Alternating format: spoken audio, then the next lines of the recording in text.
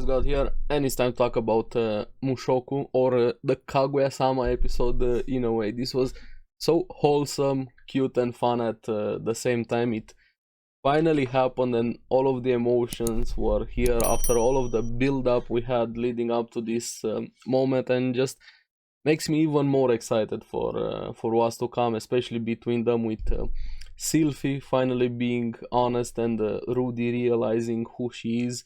But throughout the episode was just so fun thinking of how they overcomplicated this, but also this is very different for me because of how I'm with very romance focused show.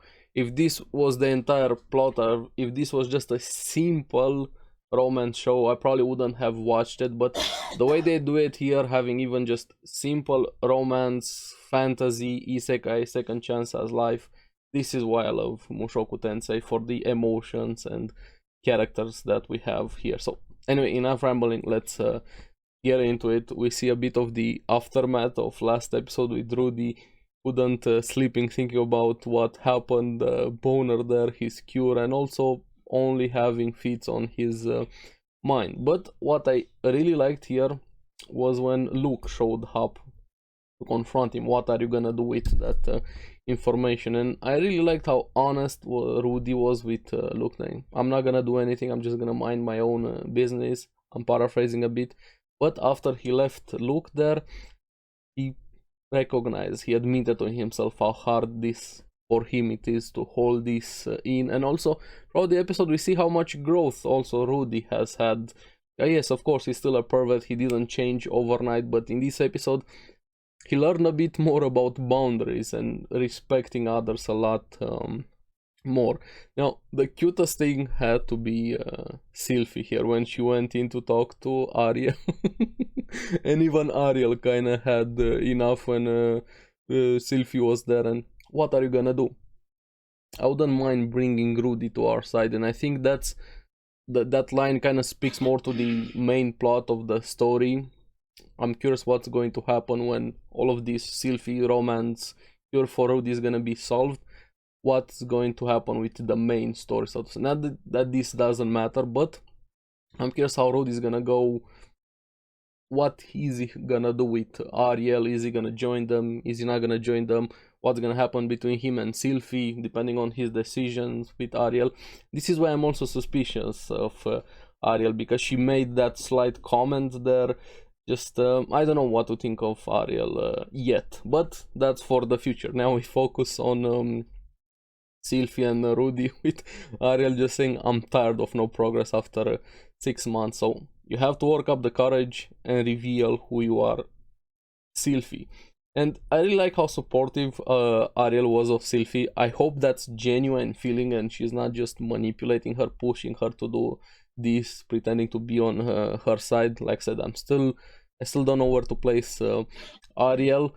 But here we have Sylphie at least being honest a bit, saying she wants to be with Rudy, but she's very worried that he won't remember her. And this is where I feel like the Kaguya episode kind of took over a bit.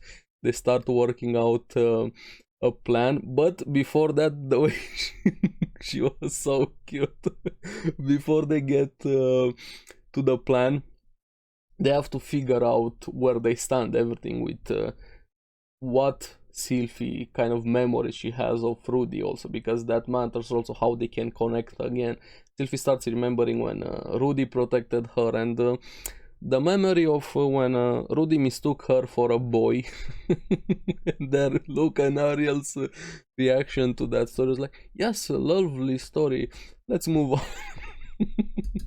That was a priceless reaction. But here we have Ariel reconfirming again, what type of relationship do you want to have with Rudy? I know you said you want to be with him, but what exactly does that mean? This is why Ariel was kind of awesome this episode. But Sylphie just, I love you, Sylphie. Is she the best girl? I'm kind of leaning towards that, honestly. Between the main trio that we have, Sylphie, Roxy, and Aries, Sylphie has just been so awesome, honestly. And the way she put it here, we're gonna share a bed. And she went through the conversation their entire life. how many keys do you want, lol? Just how many keys do you want to put in? She just started rambling, kept going on and on and on. And she even climbed some furniture there. She was full on having a TED talk. She was so cute, and when she realized what she was doing, the shyness on her face being flustered, the redness of her cheeks. She's too wholesome, too cute. We need to protect Sylphie. Please. That's it. Sylphie won. Here, after that, she was just too cute there. But also back to the serious thing. I like that Ariel pushed her to do this, being serious. If you don't go through with this, if you don't follow through with it, I'm gonna forbid you to ever see him again. When I feel it was very much needed to push her to finally recognize everything that has happened, to be honest to Rudy, even though they went about it in a roundabout way here with the plan. When we see later on, she went to ask Rudy to talk to him in private, and Rudy was just like, I'm gonna do anything and everything to you. Okay, there. Okay, relax. Rudy was willing to do everything, but she just wanted something simple. They had this entire plan to take this flower freeze fringe for Ariel, that she went into a bet with another noble to show which bodyguards are more capable. But that's just a convoluted way to get some alone time with Rudy, even though he offered multiple solutions. Hey, we can do this, buy it, help somebody, ask some other adventurers. No, it has to be us. I have to prove. He had multiple solutions there. But I like the comment from him. There are different type of strengths, not just physical, magical strength, the way he put it. Something simple, but I really like that comment from him when Sylphie was trying her best to get him to come with her. Finally, he agrees. They go together into the forest. I really like the design, their clothes there. They looked great, even though they were freezing. But this is where Sylphie is just so innocent. I love her so much because of that, when she said, hey, maybe I should pay you for this. I should do something because you're doing this for me. And no, it's just a favor, no money needed. And they play a bit more into it, but I'm very expensive. And her mind wanders to something else, thinking, buying Rudy with money. And she gets flustered again. She's so innocent, it's awesome there. But also a cute moment when Rudy was melting the snow for them to get through it. They're just so short, you can barely see their heads, making a path. But after this, you see the plan there. It's a bit obvious things what she was trying to do, but of course Rudy had no idea. Sylphie asks about his stuff to see it, just to get it away from him there. And praising, yes, the shaft is so thick. Yeah, the shaft, of course. Of course, that was just great there. But after this, she finally takes the staff away from him and casts a spell to bring some rain. And Rudy's like, yeah, I don't need my staff. Let me just stop the rain.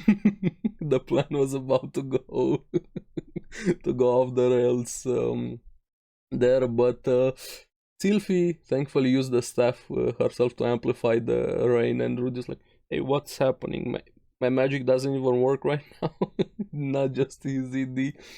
But the rain starts, and they decide to take cover in a cave here. And even him feeling something is off, thinking the other ones in the bed are interfering. But no, this is just the entire plan. Now here we have a very interesting scene between them. And Rudy, this is why I'm saying he had quite a lot of growth here. When he was drawing off his clothes, even thinking to himself, I shouldn't take off my underwear in front of a girl here to respect her. But we also see at the same time, Sylphie was very cold, trembling there, wet, and he goes in to offer some help. And even remembering something, he learned that the skin to skin is taboo among the elves, and he decides to respect that. Actually turns around saying, hey, use magic, dry yourself off, even offering to leave the cave when he saw that it wasn't willing to do that herself. But she stops him. And this is very important because she had to do everything for him to realize what was happening, and even saying, I will die if you don't do something, undress me. And he only does this when she's the one instigating this, saying this. He agrees, he starts undressing her very slowly, and slowly he starts remembering, especially by the ear, hey, haven't I seen those blushing ears before? And slowly remembering. And when he takes off the glasses, is your real name Sylphiette? And yes, that got me a bit teared up, thinking everything they've been through to get to this moment, how much Sylphie has been racking her brain to get to this moment also. Rudy with all of his internal emotions, both of them leading them up to this moment.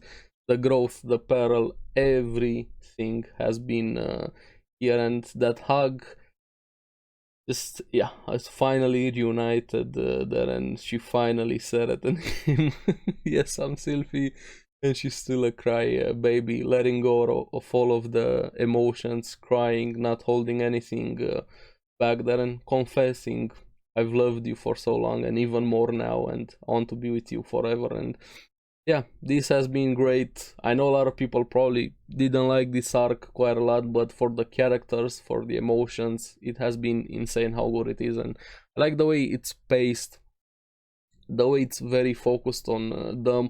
I don't know how it is in the light novel, but here I don't know. Mushoku is Mushoku. The way they handle characters is so great, and we have very flawed characters doing very flawed things, and also trying to redeem themselves and getting back what they've lost, and also very good characters.